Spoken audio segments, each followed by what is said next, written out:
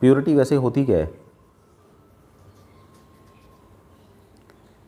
Purity वैसे तो मतलब कोई भी जो कर रहे हैं हरिनाम वगैरह, शुद्धता जो होती है। शुद्धता, शुद्धता के ना बहुत सारे मीनिंग है। वो डिपेंड करता है कि आप शुद्धता की परिभाषा क्या है। किस जगह हाँ, मिक्सिंग नहीं होनी चाहिए। जैसे हर चीज़ में शुद्धता होती है।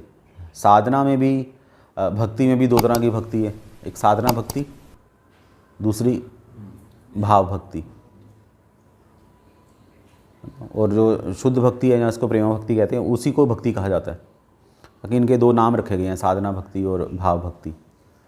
तो एक्चुअली ये भक्ति नहीं है, भक्ति मतलब शुद्ध भक्ति। तो फिर ये क्या है, साधना भक्ति और भाव भक्ति?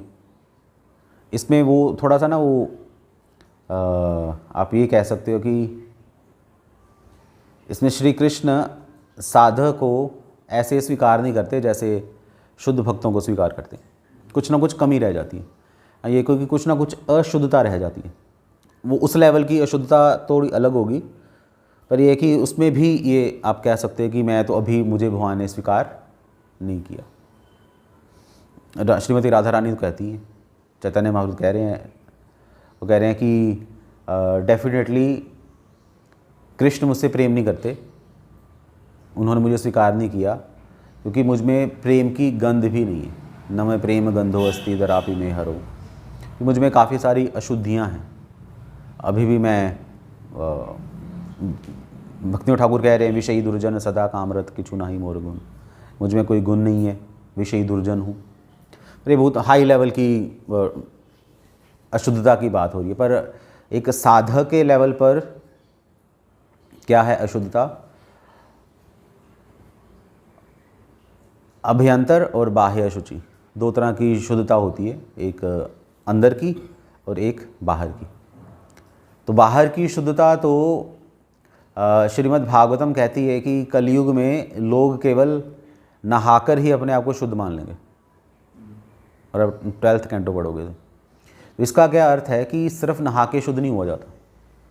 क्या करना होगा? नहा के शुद्ध नहीं हुए तो फिर कैसे हुए? तो इसका मतलब है नहाने के बाद भी कुछ ऐसी क्रियाएं हैं जो आपको करनी पड़ती हैं। जैसे हम लोग करते हैं, नहाने के बाद क्या करते हैं?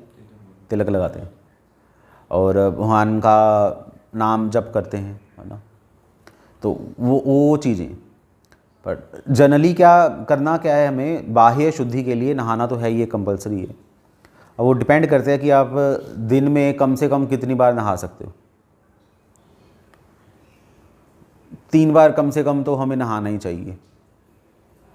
और अगर आपके पास समय नहीं है 3 बार नहाने का, 3 बार मतलब तीनों संध्याओं में, क्योंकि संध्या के समय वंदना की जाती है, भगवान के नामों का जप किया जाता है।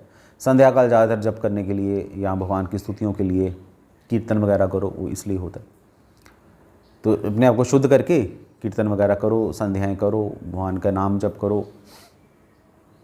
तो अगर नहीं नहा सकते 3 बार, टाइम ऐसा, शेड्यूल ऐसा बना हो, तो एटलीस्ट सुबह मंगल आरती में आने से पहले तो नहाना ही है। और वो अगर आप बहुत ज़्यादा बीमार हो तब तो चलो केस अलग है, पर बीमारी के बावजूद भी मंगल आरती में आ जाओ। अगर आप टेंपल हॉल में नहीं आ सकते तो बाहर खड़े हो जाओ, रूम में कहीं छुप जाओ पर्दे के पीछे। क्योंकि होता क्या कि आप अशुद्ध अवस्था में हो, आपका शरीर अशुद्ध अवस्था में है, आपके कपड़े अशुद्ध हैं, और आपके अशुद्ध कपड़े आपकी वजह से कोई दूसरा अशुद्ध ना हो जाए। तो अगर मंदिर में आना है तो पीछे खड़े हो जाओ, कॉर्नर में कहीं पर इधर उधर, बट आ जाओ। तो वो आना अच्छा है। उससे क्या होता है? बाह्य शुद्धि होती है, शरीर की शुद्धि होती है। क्योंकि हमारी जो शरीर मतलब हमारी जो इंद्रियां हैं वो भगवान की सेवा तो बिल्कुल नहीं करना चाहती, उनका मन नहीं है भगवान की सेवा करने का, वो दूषित या तमोगुण में रहना चाहती हैं। तो इस तरीके से अगर हम भगवान की सेवा करेंगे तो वो बाह्य शुद्धि होगी। और दूसरी शुद्धि है अंतःकरण की शुद्धि, चेतो दर्पण मार्जनम। तो चित्त के दर्पण का मार्जन कैसे होगा? परम विजयते श्री कृष्ण संकीर्तनम, कृष्ण का संकीर्तन करने से, संकीर्तन श्रवण और कीर्तन दोनों करने से। जितना ज़्यादा भगवान के बारे में सुनेंगे उतना ज़्यादा। अगर सुनने का टाइम नहीं है तो पढ़ो, अगर पढ़ने का टाइम भी नहीं है तो फिर क्या कर सकते हो, फिर टाइम निकालना पड़ेगा ज़बरदस्ती।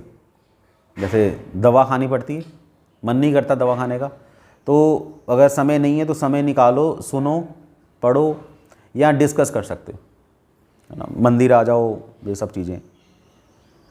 उससे क्या होगा, हमारी अंतर की शुद्धि होगी ना, अंदर जो हमारे चित्त है उसकी शुद्धि होगी, हमारा मन, हमारी बुद्धि, हमारे अहंकार शुद्ध हों। तो ये तो हो गई प्योरिटी। तो ये फोर्स है, प्योरिटी इज़ द फोर्स। इसके दो मीनिंग है कि जब तक आप प्योर नहीं हो जाते तब तक आप जब प्रचार करोगे तो आपकी जो वर्डिंग है उसमें कोई भी फोर्स नहीं आएगी। आपका जो प्रचार होगा वो ऐसे ही थका थका सा प्रचार होगा, क्योंकि फोर्स ही नहीं है अंदर, मन ही नहीं कर रहा। आप खुद नहाए नहीं हुए, खुद आप शुद्ध नहीं हो, ना अंदर से ना बाहर से। और जब आप बोलोगे किसी को भी बोलोगे कि भगवान के नामों का जप करो, तो क्या होगा, वो क्या बोलेगा, बोलेगा कि हाँ ठीक है करना चाहिए। तो हम भी बोलेंगे हाँ करो, करना चाहिए, बस यही बात होगी। पर जब श्री प्रभुपाद बोलते थे, उनके लेक्चर अगर आप लोग सुनो तो प्रभुपाद डांटते थे लोगों को, गालियाँ भी निकालते थे कि अगर तुम लोग भगवान के नामों का जप नहीं करोगे तो सीधे नरक चले जाओगे। तो क्यों जाना है नरक, भगवान के नामों का जप करो, नरक मत जाओ। तो ये फोर्स आ गया, उनकी बात में फोर्स आ गया।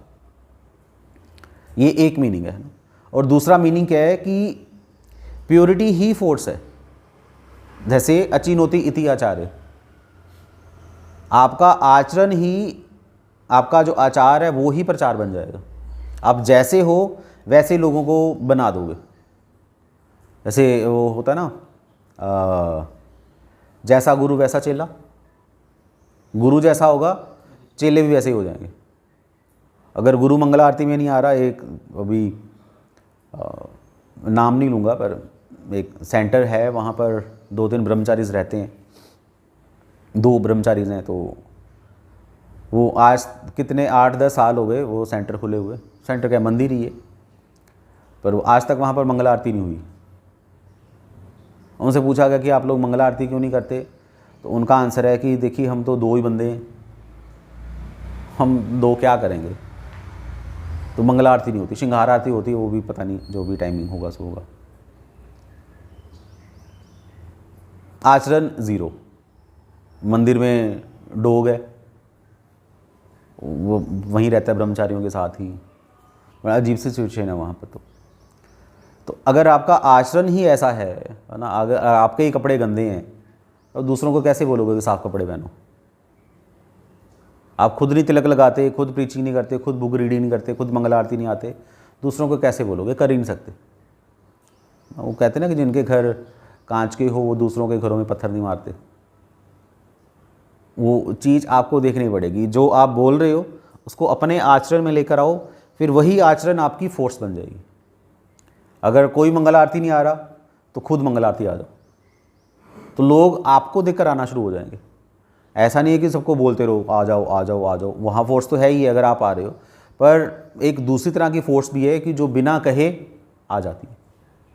जैसे टीचर्स, स्कूल के जो टीचर्स हैं ना, वो सबसे पहले अगर क्लास में आएंगे सबसे पहले तो बच्चे ऑटोमेटिकली आ जाएंगे। अगर टीचर ही लेट आ रहा है तो बच्चे टीचर को देखकर यही बोलेंगे कि आया तो है नहीं अभी तक, वो तो अपने आराम से आएंगे 10-15 मिनट बाद ही, तो हम भी 10-15 मिनट बाद ही जाएंगे। तो ये प्योरिटी है। बहुत सारी चीज़ें हैं पर ज़्यादा मैं नहीं बताऊंगा। तो इसलिए प्योरिटी होनी चाहिए, अंदर की प्योरिटी और बाहर की प्योरिटी, तब हमारे अंदर फोर्स आएगी, एक वेग आएगा प्रचार करने का भी।